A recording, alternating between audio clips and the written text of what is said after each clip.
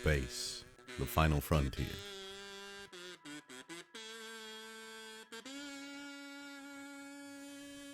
These are the voyages of the starship What's-Her-Nuts. Her ongoing mission? To endlessly grind for new materials and ship parts, most made irrelevant shortly after they're found. To seek out new worlds. To boldly go to this node here.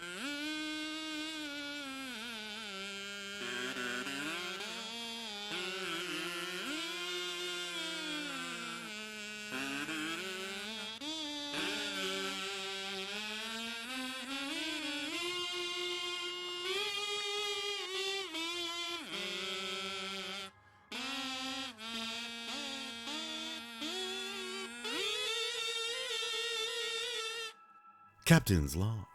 Stardate 010624251216 whatever.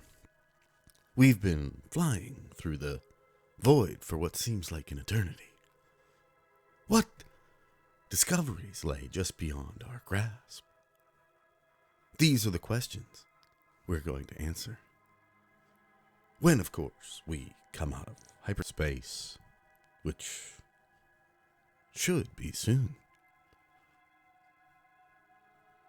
Any minute now, I'm sure. Just a bit further and... Oh. This is just another bug, isn't it?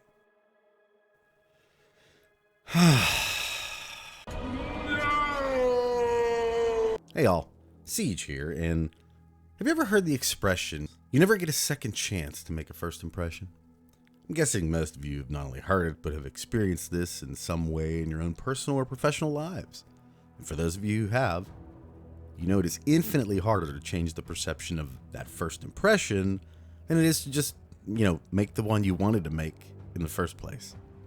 Not to mention that whole thing works just as efficiently in reverse as well, allowing incredible leeway once a positive impression has been made from the start. I'm sure you can tell where this is heading, but consider most, if not all of the updates that hit Warframe for quite some time now, if I'm being honest, are predominantly buggy, little to no information regarding what to do, and are most often incredibly grind heavy, at least when they first drop on PC. Would you agree with that statement? Now, I ask you, to people who are either new to the game, new to that content, or even returning from a hiatus and are just checking out the new stuff, how can that possibly be perceived as a good way to try to introduce or reintroduce the game to those who haven't been playing? Because, that is the goal of new content, right? To get people playing it. Coincidentally, even with the people who are consistently playing, every time an update comes out in unpolished state, the risk exists, and I think becomes increasingly more likely, that the bridge between the player and the game finally burns.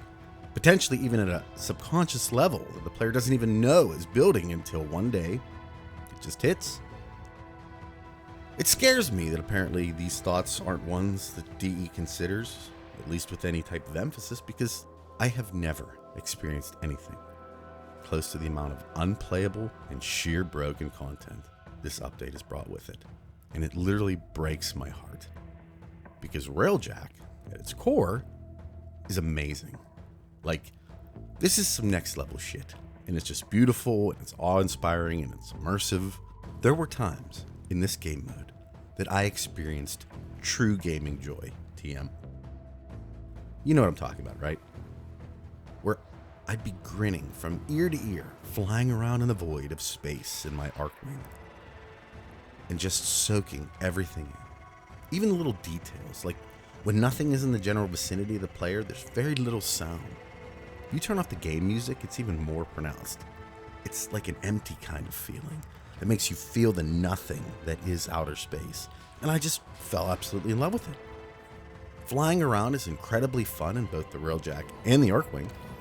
And when you're piloting your own ship, with its own name, and you can see the scale of it, especially when it's leaving the dry dock. It's just incredibly surreal. And like the hairs on the back of my neck and arms were all standing at attention because I was just so feeling what I was doing and the presentation of it all. Arcwings were made for this. This type of open exploration without caves or walls or structures is where they absolutely shine.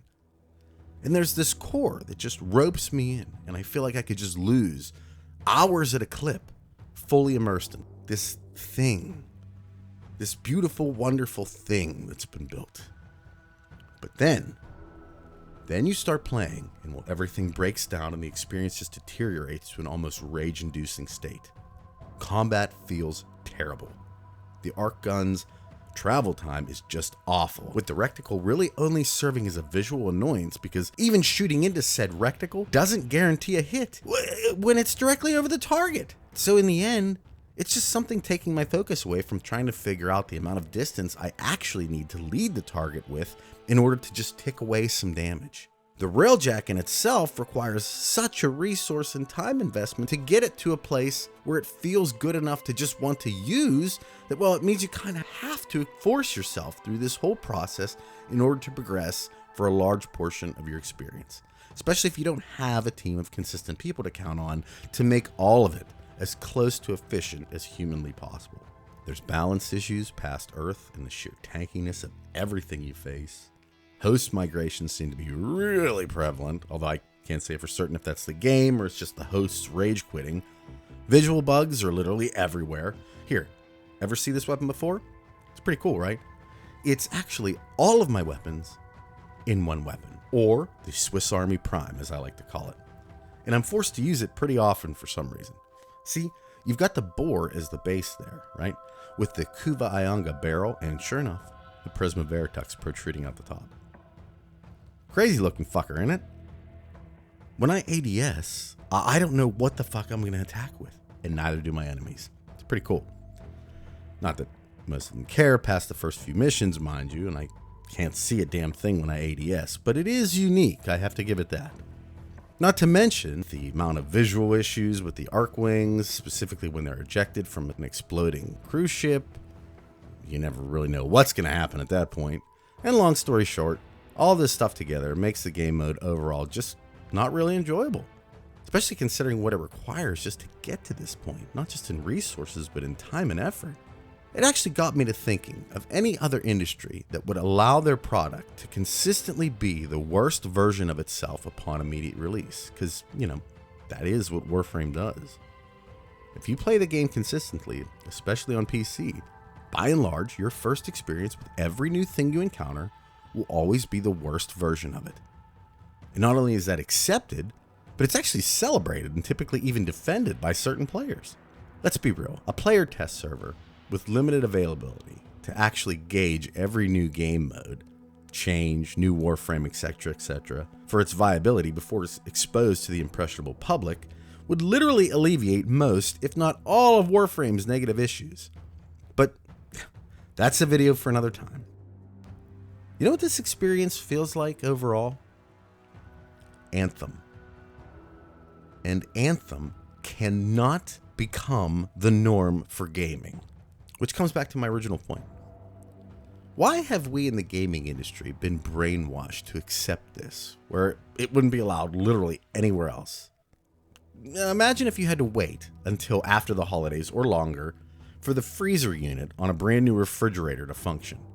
Sure, the fridge works, just not this portion of it. Then imagine not knowing when that would be fixed.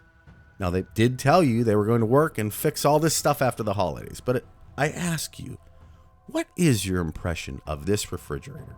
Or more importantly, this game, if your first impressions of it are constantly like this? I don't know, friends. Something has to change. I think the reality is that you can shear a sheep many times, but skin it only once. And I feel like every new update that releases broken, even in a lesser capacity, just moves more and more players towards that eventual skinning. Tough to say what happens from here, because I'm still not sure if DE even feels any of this stuff is even off, or if nothing else, don't seem to believe it's that big of a deal. So maybe I should ask you, is it a problem? If you knew definitively that every update moving forward would release like Railjack, how would that affect your desire to continue to play or your enthusiasm for future content?